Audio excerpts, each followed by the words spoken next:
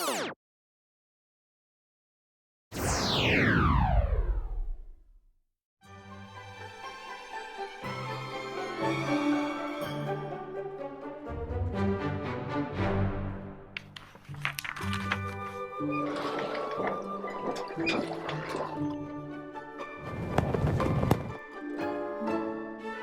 everyone, in this video we will be introducing you to Brunei Darussalam's legal system. Brunei's legal system is unique as it is a dual legal system. The first system is inherited from the British, similar to the ones found in India, Malaysia, and Singapore. It is based on the English common law system, but with the codification of a significant part of it. The common law legal system covers most of the laws in Brunei. Under the Application of Laws Act, the Common Law of England and the Doctrine of Equity, together with the statutes of general application that are administered or enforced in England, also have the force of law in Brunei Darussalam. This provision is, however, on the condition that mentions the common law, doctrine of equity, and the statute of general application does not contradict with the circumstances of Brunei Darussalam. The other system is based on Islamic Sharia law. It deals mainly in Muslim divorce and the matters ancillary to a Muslim divorce in its civil jurisdiction. With regards to its governance, Brunei has a constitutional sovereignty type of government which operates on the basis of the Constitution of Brunei. The government of Brunei has three branches: the executive, the legislature, and the judiciary. The monarch of Brunei is the chief of state as well as the head of the government. Brunei's government consists of various ministries which are all headed by His Majesty. Brunei is divided into 4 administrative districts, which constitute a significant aspect of Brunei government. In the executive branch, the Sultan is the head of state and head of government in Brunei. He exercises absolute powers and full executive authority under the 1959 Constitution. The Sultan is advised by and presides over 5 councils, which he appoints. The 5 councils are the Privy Council, Councils of Succession, Religious Council, Councils of Ministers, and the Legislative Council. In the legislative branch, the Sultan is the head of that state and contributes to all factors of the governmental issues. He is the leader of all the elections which are held in the Legislative Council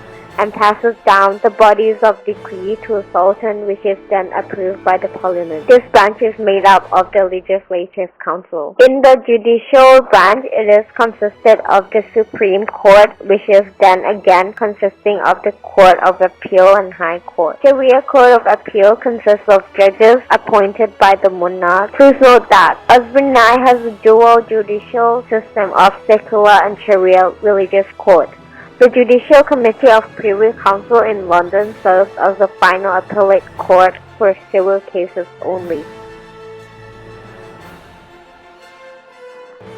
Next, we are going to introduce you to the historical development of Brunei's legal system. From the year 1888 to the year 1984, Brunei was a British protectorate. Thus, Brunei's legal system in present day is heavily influenced by the English common law. The British legal system was introduced to Brunei in the year 1906 by the virtue of court enactment and has influenced Brunei's legal system since. This is evident in its family of laws, the sources of law, and the doctrine of precedent. Even before the arrival of British common law, Islamic law or Sharia law has been governing the country. Evidence suggests that Sharia law was adopted along with the spread of Islamic religion since the 10th century. However, it was not until the rulers of Brunei embraced the religion that Sharia law was fully incorporated into Brunei legal system. The traces of Islamic law in Brunei was presented in codified manuscripts. For example, Hukum Kanun Brunei, which has the content covering many aspects from family law, criminal offences and punishment, and the relationship between ruler and people. Now we will introduce you to the sources of law of Brunei's legal system. There are 6 sources of law in total. First, the Constitution. The Constitution sets out the executive authority over the affairs of Brunei Darussalam and further creates the Council of Ministers. It also determines the structure, functions, responsibility of the government. The Constitution of Brunei Darussalam was originally enacted in September 1959 by Sultan. Second, statutes or legislative enactments. An Act of Acts in Brunei is called Law of Brunei.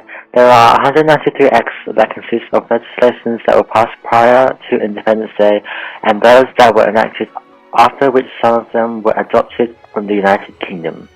Third, subsidiary legislations. They include rules, regulations, orders, proclamations, or other documents that has the force of law and annexed to their relevant parent acts. Subsidiary legislations should be published in the Government Gazette. Fourth, Islamic laws. Islamic laws in Brunei Darussalam are guided mainly by the principle in Holy Quran and the Prophet's tradition or Hadith. Islamic law in Brunei is still governed under the Religious Council and Cadiz Courts Act, an act which consolidates the law relating to the Religious Council and the Cadiz Courts, the constitution and organization of religious authorities and the regulation of religious affairs. Fifth, the Common Law of England. As previously introduced under the Application of Laws Act, the Common Law of England and the Doctrine of Equity, together with the Statutes of General Application that are administered or enforced in England, also have the force of law in Brunei Darussalam. And sixth, case law or judicial proceeding. The Supreme Court of Brunei is mainly guided by the written constitution and the laws of Brunei. However, when there is no written law that can be applied directly to the case law or judicial proceeding shall be applied. Brunei Darussalam also practices the doctrine of stare decisis.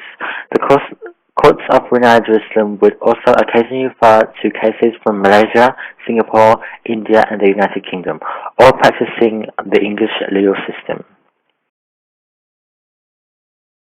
In this half of the video, we will be introducing to you the jurisdiction of different courts.